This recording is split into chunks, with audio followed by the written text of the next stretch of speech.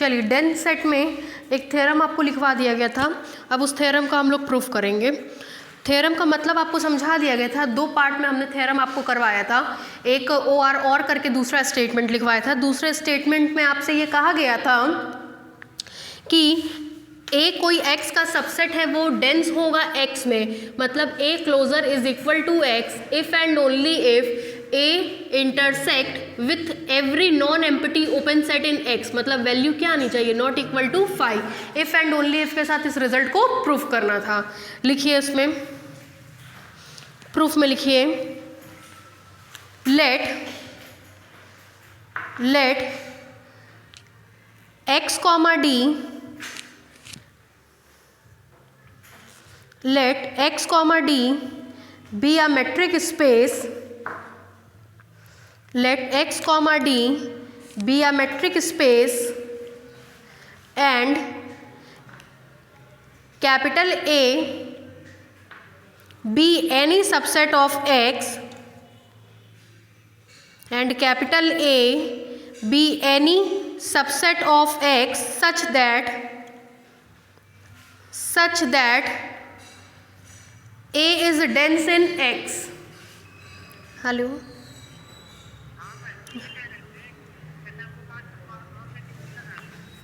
अच्छा,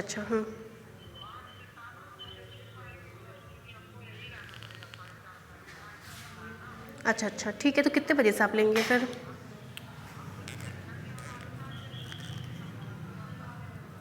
ठीक है, ठीक है, नहीं ठीक है, कोई दिक्कत नहीं है, आप 5 से 7 ले लीजिएगा, ठीक है,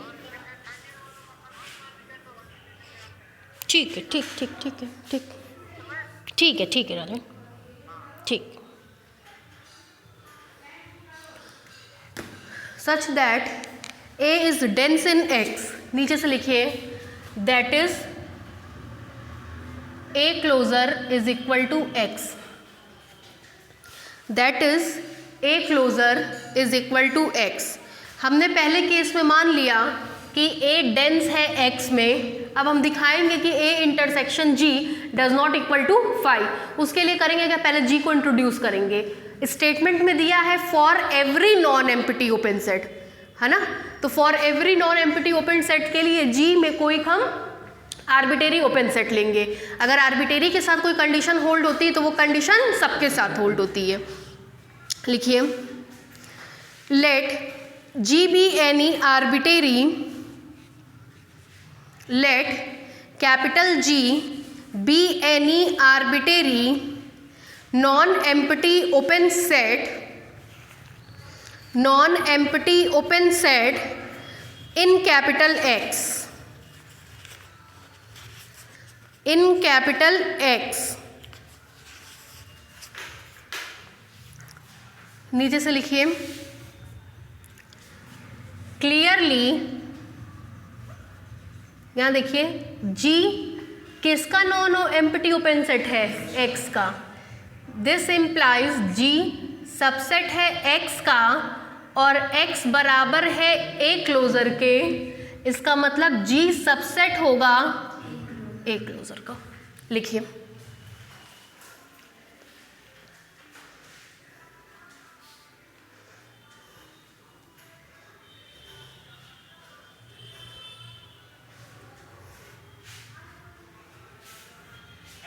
हो गया। अब हमको दिखाना है कि G intersection A does not equal to 5।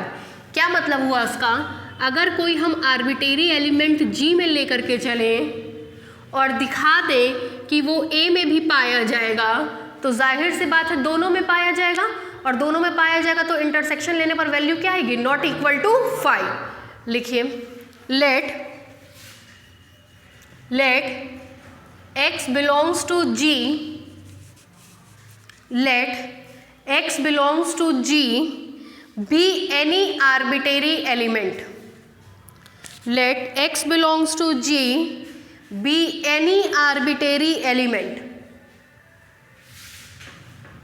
यहां देखिए this implies x कहाँ पाया जा रहा है, G में, x पाया जा रहा है G में और G कंटेन कर रहा है एक क्लोजर में। इसका मतलब है x पाया जाएगा A क्लोजर में, इसका मतलब x पाया जाएगा A यूनियन A डैश में, इसका मतलब x या तो A में होगा या x A डैश में होगा। कितनी कंडीशन मिल गई? 2। केस वन में हम मान लेंगे कि x A में है, let x belongs to A। जब x A में होगा then there is nothing to proof, then there is nothing to proof and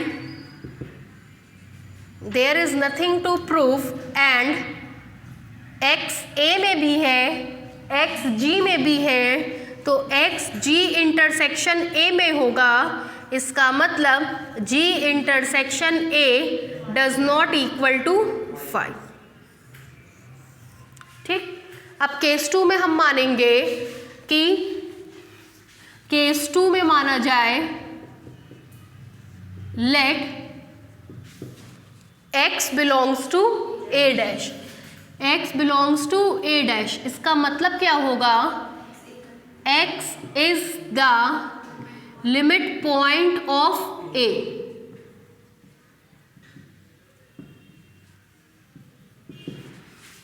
ठीक है, x A का क्या होगा? लिमिट पॉइंट होगा। इसका मतलब this implies each and every neighborhood of x intersect with A। ठीक, आपको एक थ्योरम बताया गया था कि अगर G कोई ओपन सेट है तो ये अपने अंदर पाए जाने वाले सारे पॉइंट्स का नेबरहुड कहलाता है। Open sphere is the neighborhood of all of its point. Open set is the neighborhood of all of its point.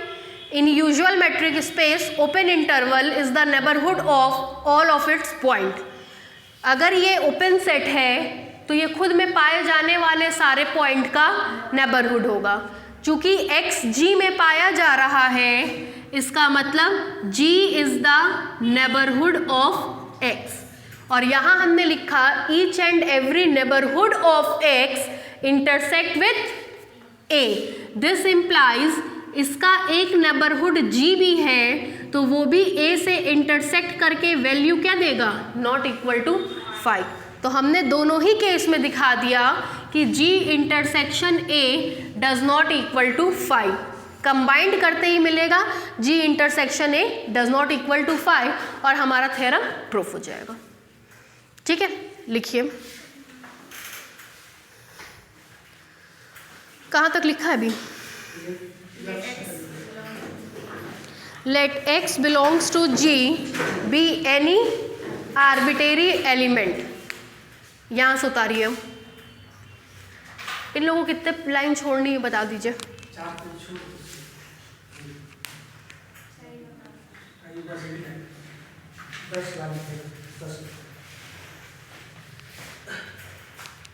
आज सर का क्लास नहीं चलेगा, वो संवाद भवन में कोई प्रोग्राम है तो सर उसी में बिजी हैं। 4:15 साढ़े 4 तक हम ही पढ़ाएंगे। ठीक है, तो 4:30 बजे तक लगभग हम पढ़ाएंगे, ये बात पढ़ाएंगे, उसके बाद इसको स्टॉप कर देंगे। जैसे हम बता रहे थे ना, एक एक्स्ट्रा सेक्शन है इसमें इम्पॉर्टेंट, तो वो हमको तो नहीं लग रहा कि आज कंप्लीट हो पाएगा, तो उसको हम ऐसे ही उठाएंगे कि वो एक साथ में कंप्लीट हो जाए, चाहे संडे को चाहे किसी भी दिन। तो उसको हम संडे को पढ़ाएंगे, इसके बाद हम डीजी शुरू कर देंगे। अभी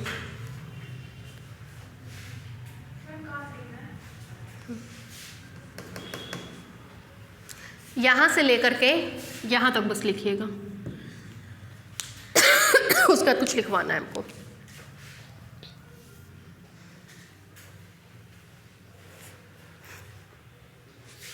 यहाँ से बस ऊपर तक विथ ए तक ही लिखिएगा।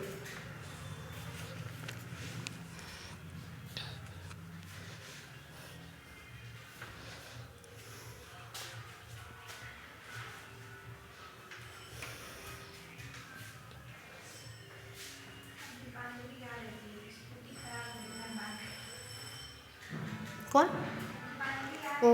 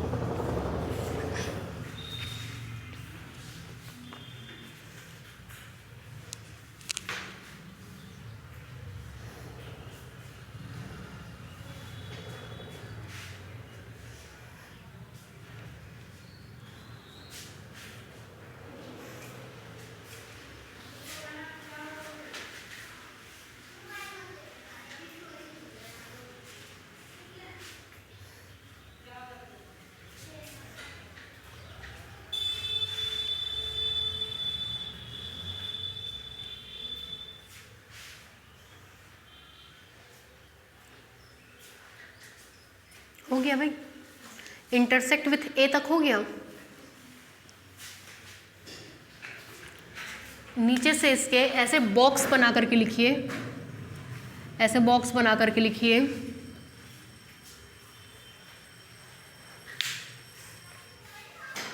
ईच कैपिटल लिखा करके।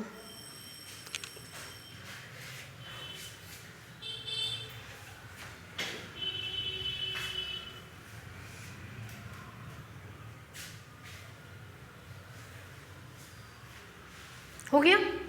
पीछे आप लोग का हो गया? इस बॉक्स के अंदर लिखिए since x belongs to G, since x belongs to G and G is an open set and G is an open set, then by result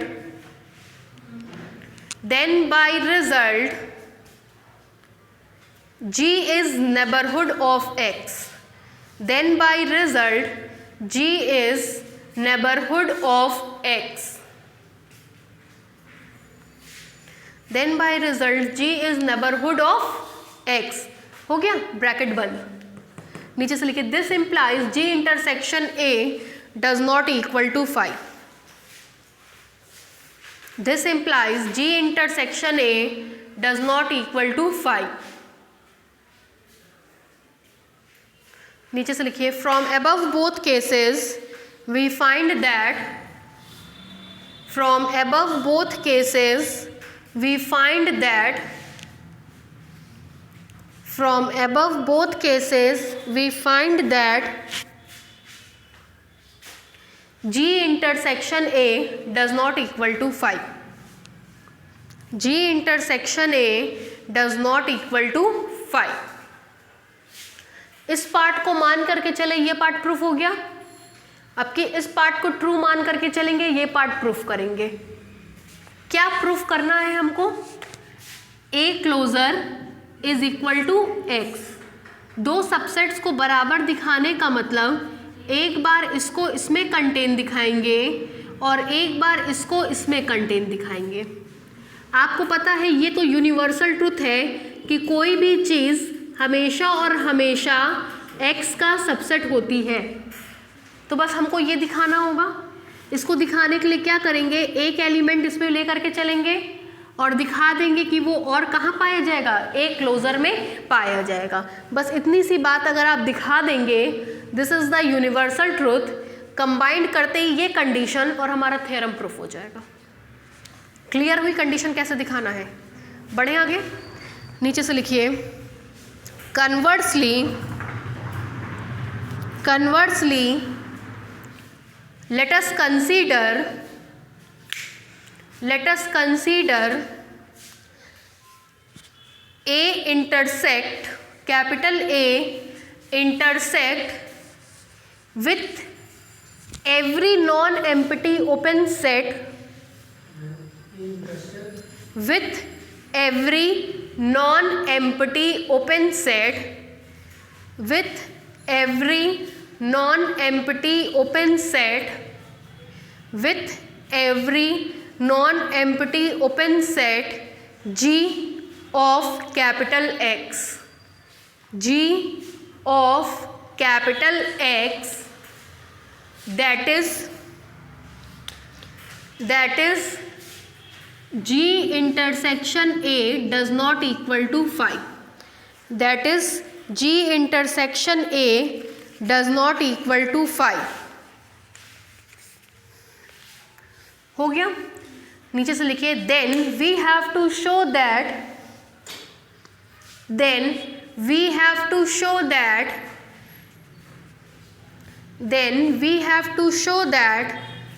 A is dense in capital X.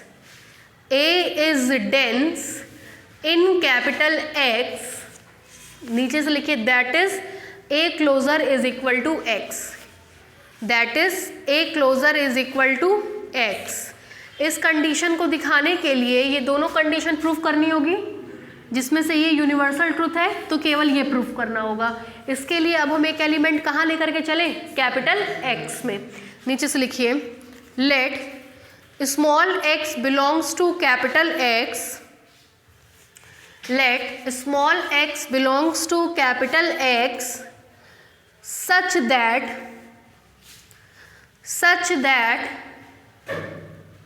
G is any neighborhood of X, such that G is any neighborhood of X, capital X. G is any neighborhood of small x. Point का neighbourhood होता है ना, space का neighbourhood नहीं होगा। Such that G is any neighborhood of x, मतलब small x। ठीक है, देखिए हमने कहा आपकी ये कंडीशन ट्रू है। ये कंडीशन ट्रू होने का मतलब A x के हर एक नेबरहुड से इंटरसेक्ट करेगा और वैल्यू क्या देगा? नॉट इक्वल टू 5, मतलब G intersection A does not equal to 5। ठीक है, नीचे से लिखिए G intersection A does not equal to 5।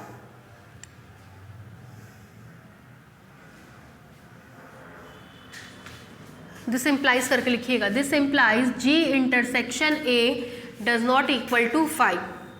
यहाँ देखिए x का कोई भी आर्बिटेरी नेबरहुड A से इंटरसेक्ट करके वैल्यू नॉट इक्वल टू 5 दे रहा है, मतलब ईच आर्बिटेरी नेबरहुड दे रहा है। इसका मतलब सारे के सारे देंगे, each and every neighbourhood of x intersect with A। इसका मतलब यही हुआ, और जैसे ही ये स्टेटमेंट हम लिखेंगे तुरंत हमको मिल जाएगा x is limit point of A, x is limit point of A। अगर x A का लिमिट पॉइंट है तो x A डैश में पाया जाएगा, और अगर x A डैश में पाया जा रहा तो आप जानते हैं कि A closure is equal to A union A dash. A closure में A और A डैश दोनों के पॉइंट्स पाए जाते हैं, तो यदि x A डैश में है तो जाहिर सी बात है x कहाँ होगा? A क्लोजर में। आप तो x को लेकर के चले थे x में, और वही x आपको मिल गया A क्लोजर में। इसका मतलब x कहाँ कंटेन करेगा? A क्लोजर में। और A क्लोजर कंटेन करता है x में ऑलवेज, यूनिवर्सल ट्रूथ है। कंबाइंड करते ही मिलेगा x is equal to A closure. ठीक है, लिखिए, इसको डालिएगा इक्वेशन 1 और इसको डालिएगा इक्वेशन 2। इक्वेशन 2 तक उतार लीजिए।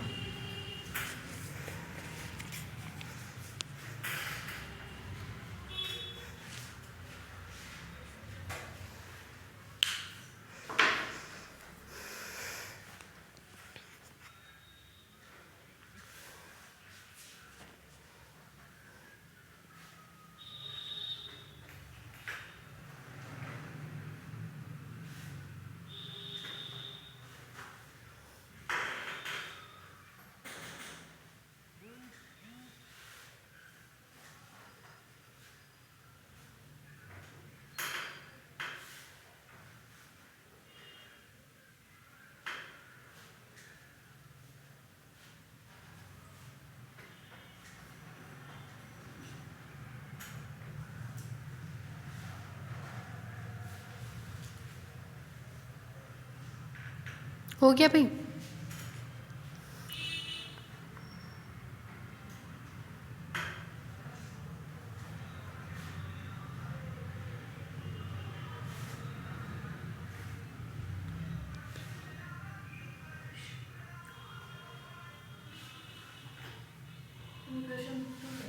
सिर्फ इक्वेशन 2 तक।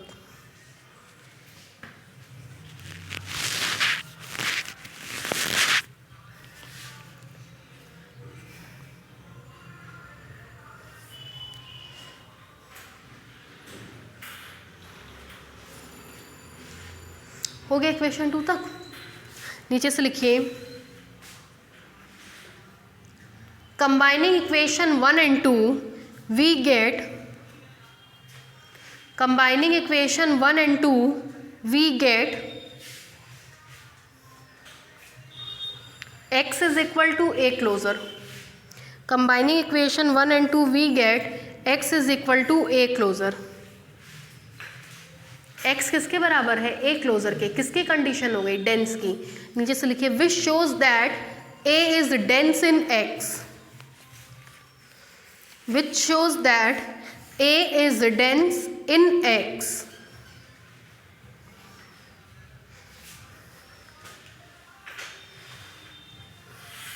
हो गया? which shows that a is dense in x. दोनों पार्ट आपने प्रूफ कर दिया, डेंस का पार्ट खत्म। अब हम लोग डायमीटर पढ़ेंगे। डायमीटर खत्म होने के साथ केवल इंपॉर्टेंट टॉपिक रह जाएंगे। इंपॉर्टेंट टॉपिक का मतलब जैसे आप लोगों ने प्रूफ किया था कि show that it will form a metric space. एक मेट्रिक दी रहती है, दिखाना होता है कि वो मेट्रिक स्पेस फॉर्म करेगा। उस तरह के 1-2 क्वेश्चंस हैं, ठीक है। हाउसडॉर्फ स्पेस किसको कहते हैं, ये है। जैसे ये कुछ ऐसे क्वेश्चंस हैं जो आपके सिलेबस में नहीं है बट यूनिवर्सिटी में पिछले 3-4-5 साल में पूछे गए हैं, तो वो इम्पॉर्टेंट नोट हम आपको नोट करा देंगे, ठीक है। तब फिर आपका इसमें से ऐसा कोई क्वेश्चन नहीं रहेगा जो छूटा रहेगा, पूरा आपका ये कोर्स कंप्लीट हो जाएगा, ठीक। तो डायमीटर कंप्लीट कर लीजिए, फिर हम लोग अप्रोच करते हैं। देखिए, diameter of a set, DG में कंप्लीट हो गया था ना 6 चैप्टर, सब कंप्लीट हो गया है ना। अब उसमें क्या शुरू करना है? Section B.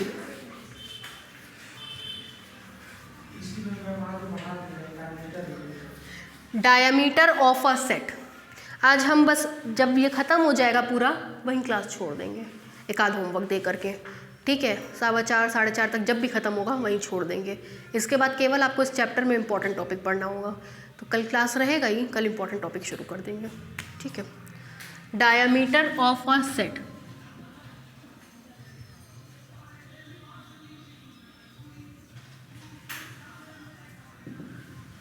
पहले सर्किल का डायमीटर क्या समझते हैं वो हमको बताइए। क्या क्या आप लोग जानते हैं? एक एक करके प्रॉपर्टीज़ बताते चलिए। डायमीटर पहली बार कहाँ सुना था? सबसे पहले कहाँ सुना था इसका नाम? सर्किल में सुना होगा, है ना। क्या होता है? जो सेंटर से पास होता है। क्या सेंटर से पास होता है? सर्किल के 2 पॉइंट, जो सर्किल को 2 भाग में डिवाइड करता है उसका डायमीटर का रेखाखंड। जो सर्किल को 2 भाग में डिवाइड करता है वो डायमीटर। सेंटर से जाता है। सेंटर से जाता हो। क्या जाता है सेंटर से? लाइन। कैसी लाइन होती है? कोई भी स्ट्रेट लाइन जो सेंटर से पास करती हो, ये है डायमीटर। आप लोग ने लाइन कहा तो लाइन तो अनंत तक जाती है।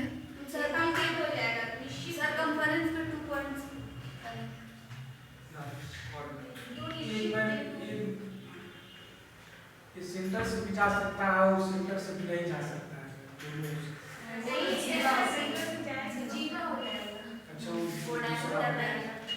पहली चीज़, ये स्ट्रेट लाइन नहीं होती है, ये वो जीवा होती है जो सेंटर से पास करती है। जीवा कहने के साथ ही ये बाहर वाला सेक्शन अपने आप ख़त्म हो जाएगा, ये अंतर है। आप लोग ने कहा जो सेंटर से पास करती है, सेंटर से क्या पास करती है? आप लोग ने कहा स्ट्रेट लाइन। तो स्ट्रेट लाइन की टेंडेंसी होती है कि वो दोनों छोर पे इनफाइनाइट को टेंड करती है, तो हमने ऐसे बाहर निकाल करके एक लाइन बना दी। स्ट्रेट लाइन नहीं, कॉर्ड, जीवा। जैसे ही कॉर्ड और जीवा कहेंगे वो सर्किल से बाहर नहीं जाएगी। वो कॉर्ड और जीवा जो सेंटर से पास करती है, जो सर्किल को 2 बराबर हिस्सों में डिवाइड करने का काम करती है, जो उसकी रेडियस की 2 गुनी होती है, उसको हम लोग डायामीटर या व्यास कहते हैं। और कुछ इसके बारे में, इसकी लंबाई के बारे में कुछ बता सकते हैं? लार्जेस्ट कॉर्ड होती है ना। मतलब सर्किल में जितने सारे पॉइंट्स हैं उनको आपस में मिला दीजिए, उसमें जो सबसे लॉन्गेस्ट लाइन होती है वही आपकी डायामीटर कहलाती है। मतलब सर्किल में डायामीटर से लंबा कुछ नहीं होगा। जैसे आपने इन दोनों पॉइंट्स को मिलाया, इन दोनों को मिलाया, इन दोनों को मिला दीजिए, इन दोनों पॉइंट्स को मिला दीजिए, इन दोनों को मिला दीजिए, लेकिन जो सबसे लार्जेस्ट लेंथ की लाइन होती है या कॉर्ड होती है उसको हम लोग डायामीटर कहते हैं। तो डायामीटर से एक बात तो क्लियर हो गया कि जब भी डायामीटर का नाम आएगा हम लार्जेस्ट लेंथ लेंगे। लार्जेस्ट लेंथ, लार्जेस्ट लेंथ लेने का मतलब हो गया कि उसका हम सुप्रीमम लेंगे। क्या लेंगे? सुप्रीमम लेंगे। तो अब हम लोग पढ़ रहे हैं डायामीटर ऑफ अ सेट। ये सेट ही तो है, collection of well defined points is called a set. मान ले रहे हैं x, d कोई मेट्रिक स्पेस है, a x का कोई सबसेट है, तो डायामीटर ऑफ a को हम लिखते हैं DIAM of a is equal to x, d metric space, a is subset of x, then the diameter of a is represented by DIAM, which stands for diameter of a। और कहते हैं कि space में जितने सारे points हैं या a में जितने सारे पॉइंट्स हैं उन सबको ले लीजिए, फिर उन पॉइंट्स के बीच की डिस्टेंस निकाल लीजिए। पहले डिस्टेंस को लिखें क्योंकि डिस्टेंस का सुप्रीमम लेंगे।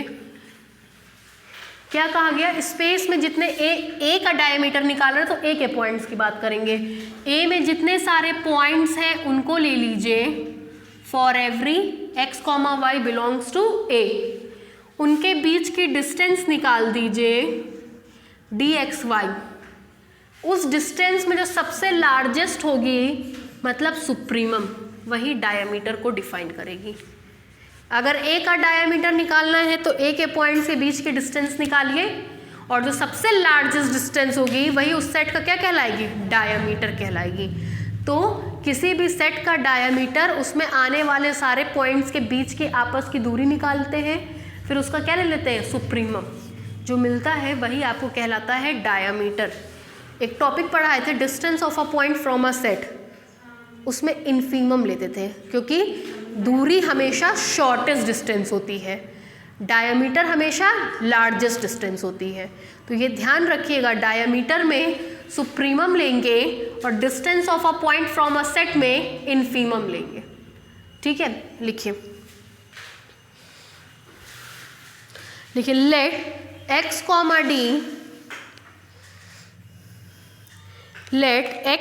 d be a metric space, let x, d be a metric space and capital A is non-empty subset of capital X, and capital A is non-empty subset of capital X। Then diameter of A, पूरा लिखिएगा diameter, DIAMETER। Then diameter of A, then diameter of capital A is denoted bye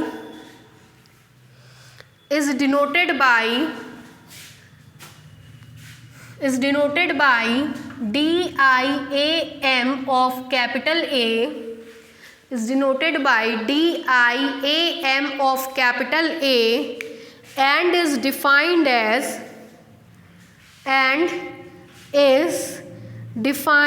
as ये line लिखिए,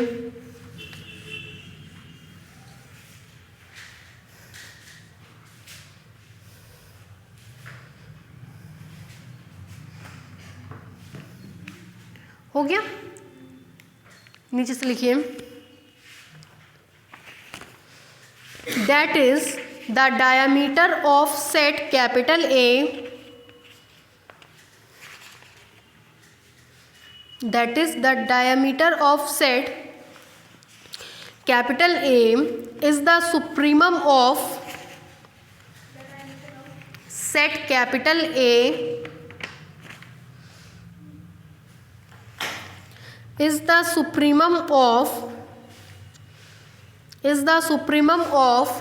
the set of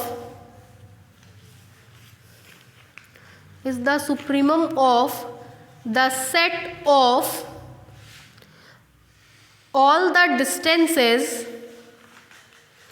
all the distances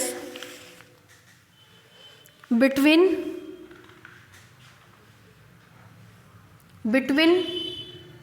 pair of points of capital A, between pair of points of capital A.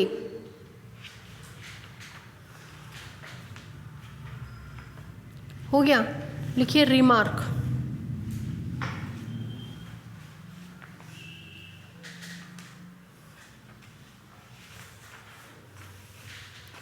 Remark, पहला point देखिए, आपको पता है d x y non negative होता है, क्यों भाई? तो नॉन नेगेटिव चीज़ों का अगर सुप्रीमम लेंगे तो वो भी क्या होगा? Non negative. तो ये पूरा नॉन नेगेटिव है, तो ये भी क्या होगा? Non negative. मतलब डायमीटर ऑफ ए हमेशा कैसा होना चाहिए? Non negative. लिखिए, diameter of capital A, diameter of capital A is non negative. Diameter of capital A is non negative. नीचे से लिखिए, that is DIAM of capital A is greater than और equal to 0। दूसरा लिखिए,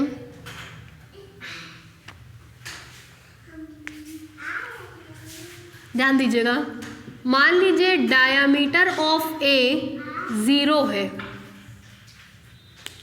diameter of ए अगर 0 है तो इसका क्या मतलब होगा? Supremum of DXY for every x, y belongs to A 0 हो जाएगा। सुप्रीमम मतलब इन सब में जो सबसे बड़ा है वो 0 है। तो इसकी तो क्वालिटी ये है कि या तो ये 0 के बराबर होगा या ग्रेटर देन 0 होगा। तो जो सबसे बड़ा है वो 0 के बराबर है, इसका मतलब सब क्या होंगे? 0 के बराबर। That means DXY is equal to 0, मतलब x is equal to y for every x, y belongs to capital A। ऐसे केस में A के सारे पॉइंट्स आपस में बराबर हो जाएंगे। जब A के सारे पॉइंट्स आपस में बराबर हो जाएंगे तो A में केवल एक ही पॉइंट रह जाएगा और ऐसे केस में A सिंगलेटन सेट हो जाएगा। तो डायमीटर ऑफ A 0 होने का मतलब A सिंगलेटन सेट है, या A सिंगलेटन सेट है तो इसका मतलब भी क्या होगा कि डायमीटर ऑफ A क्या होगा? 0। डायमीटर 0 होने का मतलब ये 0, इन सब में जो सबसे बड़ा है वो 0। तो इसकी तो प्रॉपर्टी है कि या तो ये 0 के बराबर होगा या ग्रेटर देन 0 होगा। सबसे बड़ा वाला ही 0 के बराबर है। तो जब सबसे बड़ा वाला 0 के बराबर है तो वो तभी पॉसिबल है जब सारे के सारे या तो 0 हो या 0 से छोटे हो। छोटा तो हो नहीं सकता, इसका मतलब सारे के सारे किसके बराबर रहे होंगे? Equal to 0। और जब सब इक्वल टू 0 होंगे तो x is equal to y, मतलब सारे पॉइंट्स आपस में बराबर होंगे। जब सब पॉइंट आपस में बराबर होंगे तो सेट में बार बार पुनरावृत्ति नहीं करते, एक ही बार लिखते हैं। तो ऐसा सेट क्या कहलाएगा? Singleton set. क्लियर? लिखिए दूसरा point, diameter of A is equal to 0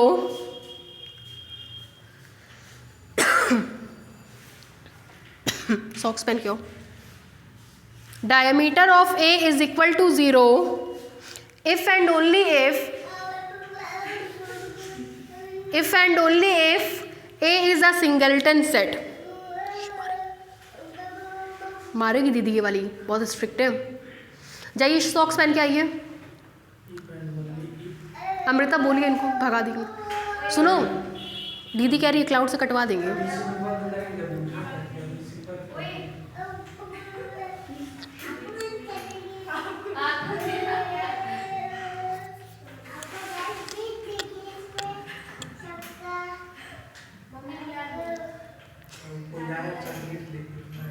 जाओ पहले सॉक्स पहन के आओ। गो हो, सॉक्स पहन के आओ। एक पैंट को एक पैंट से कौन सा स्टाइल है ये? नया स्टाइल, नया फैशन निकाला है। मारे की दीदी, जाओ जाओ फटाफट सॉक्स पहन के आओ। हम चॉकलेट लाए हैं, जाओ पहन के ऑर्डर देंगे। जल्दी से पहन के आओ। लिखिए if and only if A is a singleton set. ये चीज़ समझ में आ गई होगी आपको, क्यों भाई, ठीक है ना। फिर देखिए कह रहा है third point, A is contained in B. A is contained in B का मतलब ये हमारा सेट ए है और ये हमारा सेट बी है। ए कहाँ कंटेन कर रहा है? बी में। तो ए का डायमीटर बी के डायमीटर से छोटा होगा, है ना। इसका मतलब होता है इफ एंड ओनली इफ के साथ diameter of A is less than diameter of B. यहाँ पे इक्वल टू का साइन होगा तो यहाँ पे भी लगा दीजिएगा, नहीं होगा तो मत लगाइएगा। क्लियर है। थर्ड पॉइंट लिखिए,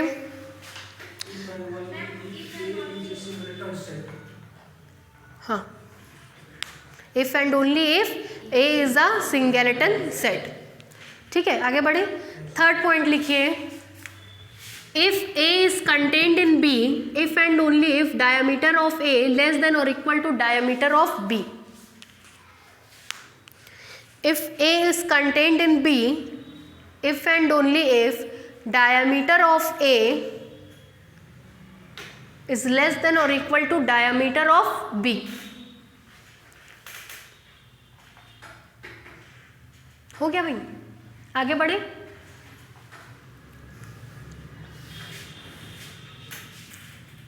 नेक्स्ट देखिए, जो जिसमें हमको हमेशा से कंफ्यूजन रहा, तो अब हमने उसका बहुत अच्छा तरीका निकाला जैसे पढ़ने का। होप सो आपको भी वो चीज़ समझ में आएगी। डायमीटर ऑफ ए की ये परिभाषा लिखी हुई है, ठीक है। मान लीजिए ये सेट हमको कुछ ऐसा मिल रहा है, 2 3 6 9 10, ठीक। तो इस सेट का जो सुप्रीमम होता है, इस सेट का जो सुप्रीमम होगा वही डायमीटर ऑफ ए होगा। इस सेट का जो सुप्रीमम होगा वही डायमीटर ऑफ ए होगा। सुप्रीमम क्या है? 10। तो diameter of A d x y के प्रत्येक मान से या तो बड़ा होता है या बराबर होता है। Diameter of A d x y के प्रत्येक मान से या तो बड़ा है या बराबर है। Diameter of A d x y के प्रत्येक मान से या तो बराबर है या तो बड़ा है, ठीक है। नेक्स्ट लिखिए, diameter of A is greater than और equal to D x Y for every X comma Y belongs to capital ए।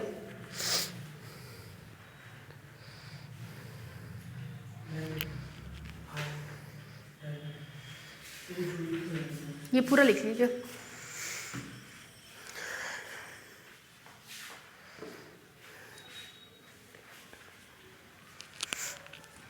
हो गया। Example,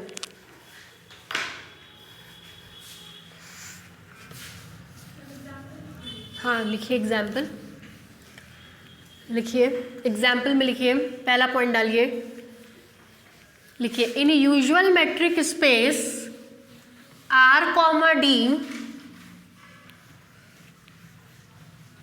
in usual metric space R, D, if देखिए capital A is equal to open interval 3,5, capital B is equal to close interval 3,5, capital C is equal to semi open 3 semi closed 5। Diameter जब निकालेंगे इसका तो diameter of A ये भी 2 आएगा, क्योंकि usual metric space में दो पॉइंट्स की दूरी मॉड x माइनस वाई से निकलती है। दोनों पॉइंट्स को घटा देते हैं और जो आती है उसको पॉजिटिव वे में ले लेते हैं, तो इसके बीच के जो पॉइंट्स होंगे उनकी दूरी तो कुछ कम ही होगी। सबसे बड़ी डिस्टेंस का मतलब एक इस छोर पे पॉइंट हो, एक उस छोर पे पॉइंट हो, दोनों के बीच की दूरी निकालने से। ये कमरा है तो कमरे के अगर पॉइंट्स के बीच की दूरी निकालनी है तो एक उस दीवार पे जो पॉइंट होगा, एक इस दीवार पे जो पॉइंट होगा, वही लार्जेस्ट डिस्टेंस को डिफाइन करेगा। तो एक इस दीवार पे जो पॉइंट है, एक उस दीवार पे जो पॉइंट है, आपको पता है 3 और 5 के बीच में एक तो 4 आएगा और ढेर सारे रेशनल और इरेशनल नंबर आएंगे। अगर हमको लार्जेस्ट डिस्टेंस चाहिए तो सबसे छोटा और सबसे बड़े के बीच की डिस्टेंस निकालेंगे। तो सबसे छोटा और सबसे बड़ी के बीच की डिस्टेंस निकालेंगे तो 5 - 3 दैट इज 2, या 3 - 5 that is -2। Mod x minus y, तो -2 भी किस में कन्वर्ट हो जाएगा, 2 में। इसको देखिए, डायामीटर ऑफ B निकालेंगे तब भी सेम यही चीज़ आएगा 2, डायामीटर ऑफ C निकालेंगे तब भी सेम यही चीज़ आएगा 2। दैट मीन्स डायामीटर के केस में इंटरवल के ओपन और क्लोज्ड होने का कोई फ़ायदा नहीं है, वो हमेशा बाउंड्री के पॉइंट को कंसीडर करके ही किया जाता है। क्योंकि अगर आप सर्किल बनाते हैं तो आपको ये बहुत अच्छे से पता है, यूजुअल मेट्रिक स्पेस में ये जो सर्किल होता है ये ओपन स्पेयर होता है, उसके बावजूद भी आप सरकमफ्रेंस का पॉइंट लेते हैं और इसी डिस्टेंस को आप कहते हैं कि यही डिस्टेंस हमारी रेडियस या व्यास देगी, ठीक है, या लार्जेस्ट डिस्टेंस देगी। तो ये पॉइंट तो इसके सरकमफ्रेंस पे होता है, तब भी ये क्या है हमारा ओपन स्पेयर, ठीक है। इस वजह से चाहे वो क्लोज्ड हो चाहे ओपन हो, सरकमफ्रेंस का पॉइंट लिया जाता है और सरकमफ्रेंस के पॉइंट के बीच की ही डिस्टेंस क्या कहलाती है, डायामीटर कहलाती है, ठीक है। उतार लीजिए। In usual metric space R, D, if A is equal to इतना, B इज इक्वल टू इतना, C इज इक्वल टू इतना, देन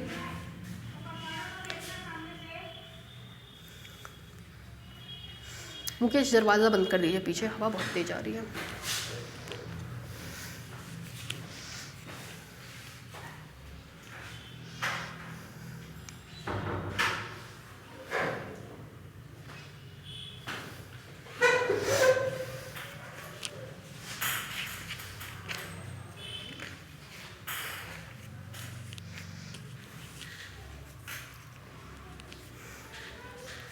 हो गया।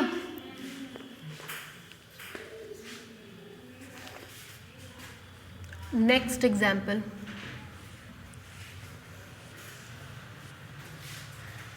दूसरा एग्जाम्पल,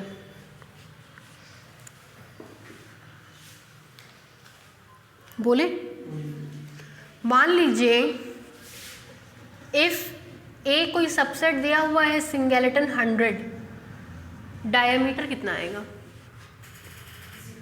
0, क्योंकि सिंगलटन सेट का डायमीटर क्या होता है, 0। 100 के 100 से डिस्टेंस निकालेंगे कितनी आएगी, 0। सुप्रीमम लेंगे तो भी कितना होगा, 0। तो इस कंडीशन में डायमीटर ऑफ A क्या आता है, 0। कंपटीशन का सवाल है, कई बार कंपटीशन में पूछा गया है। इफ लिख लीजिए, if capital A is equal to singleton 100 then diameter of A is equal to 0। क्या चीज़, वहीं से ही लिया ही गया है ये, हो गया भाई। नेक्स्ट लिखिए, diameter of set of natural number, next, हाँ third example, diameter of set of natural number, diameter of set of natural number does not exist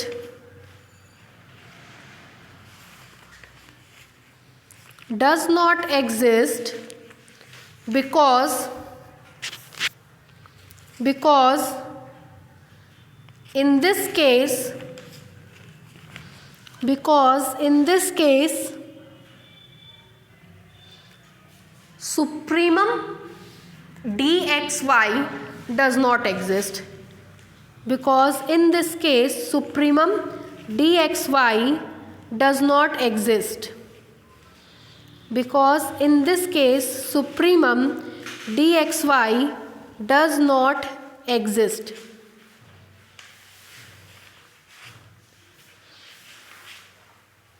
हो गया। देखिए सेट ऑफ नेचुरल नंबर की बात करें तो आपको पता है सेट ऑफ नेचुरल नंबर का अंत कहाँ होगा ये किसी को नहीं पता है। तो जब अंत नहीं पता है तो उसका अपर बाउंड नहीं पता है, अपर बाउंड नहीं पता है तो सुप्रीमम पॉसिबल नहीं है, और सुप्रीमम पॉसिबल नहीं होगा तो उस केस में उसका डायमीटर भी पॉसिबल नहीं होगा। नेक्स्ट लिखिए,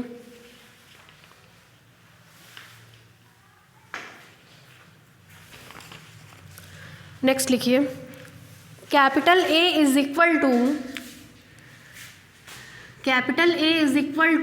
1 2 3 4 5 6 7 8 9।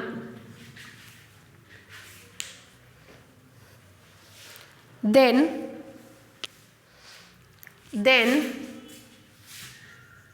डायामीटर ऑफ A, सबसे बड़ा और सबसे छोटा सब्सट्रैक्ट करेंगे तो कितना आएगा 8।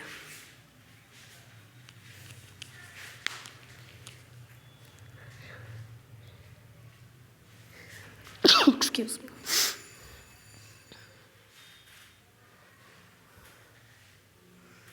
हो गया, आगे बढ़े। नेक्स्ट लिखिए bounded set.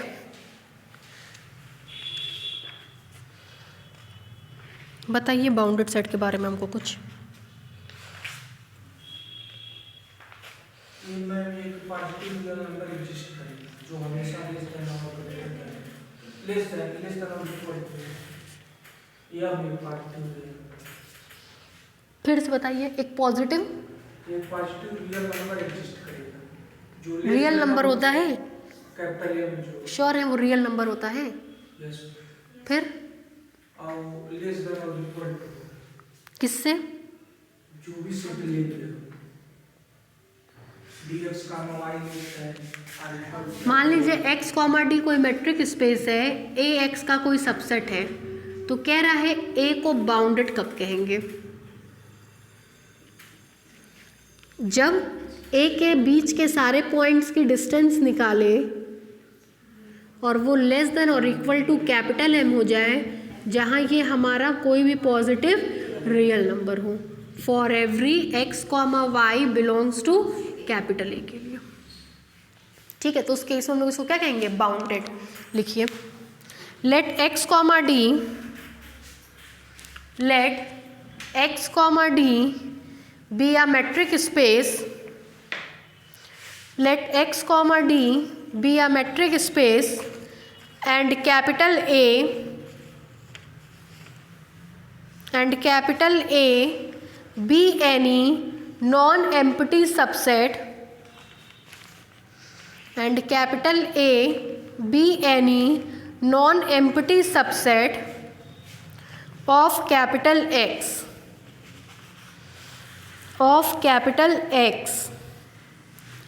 then capital A is said to be bounded,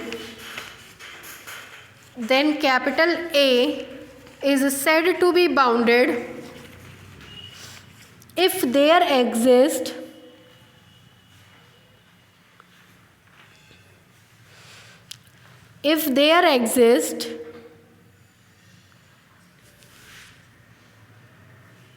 a point small x belongs to capital X if there exists a point small x belongs to capital X such that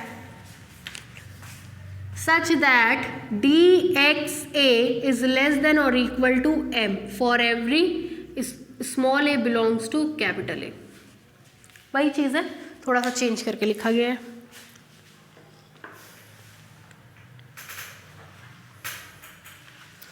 हो गया।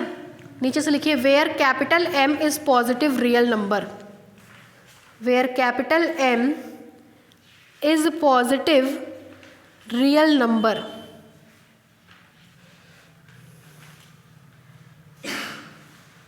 Where capital M is positive real number. Next लिखिए remark,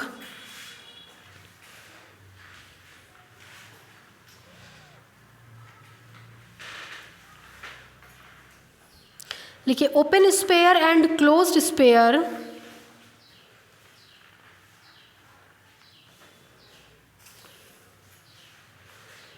open sphere and closed sphere are always a bounded set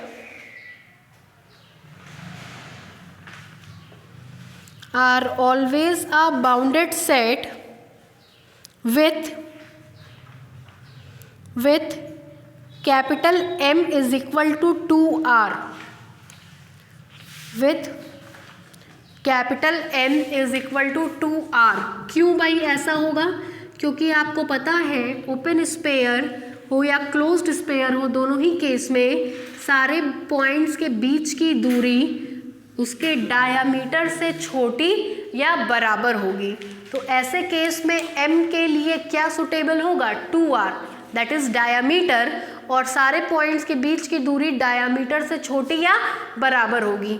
चूँकि हमको एक number ऐसा मिल गया जिससे उस सेट के बीच के सारे पॉइंट्स की दूरी इससे छोटी या बराबर होगी, तो वो सेट कैसा कहलाएगा? बाउंडेड। ओपन स्पेयर और क्लोज्ड स्पेयर दोनों ही सेट हमेशा कैसे होते हैं? बाउंडेड सेट होते हैं। नेक्स्ट लिखिए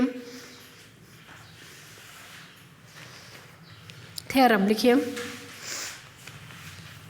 let x comma d be a metric space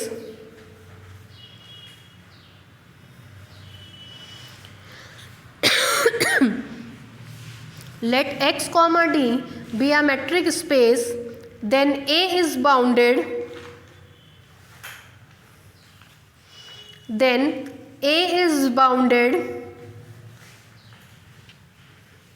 if and only if diameter of A, capital A, is finite, if and only if diameter of capital A is finite,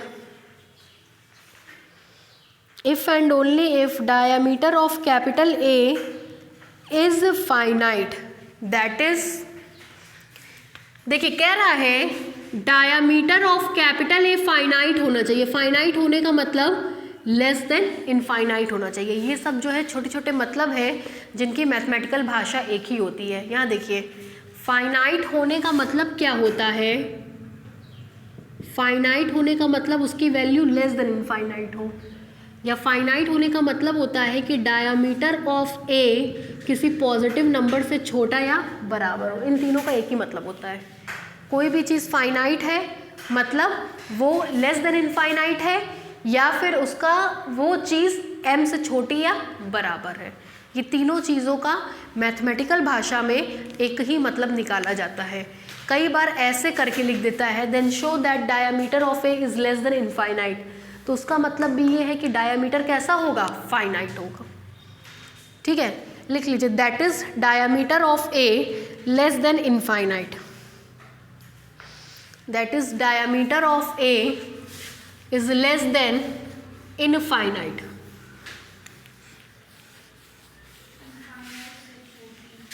infinite से जो छोटा होता है वही क्या होता है? फाइनाइट होता है।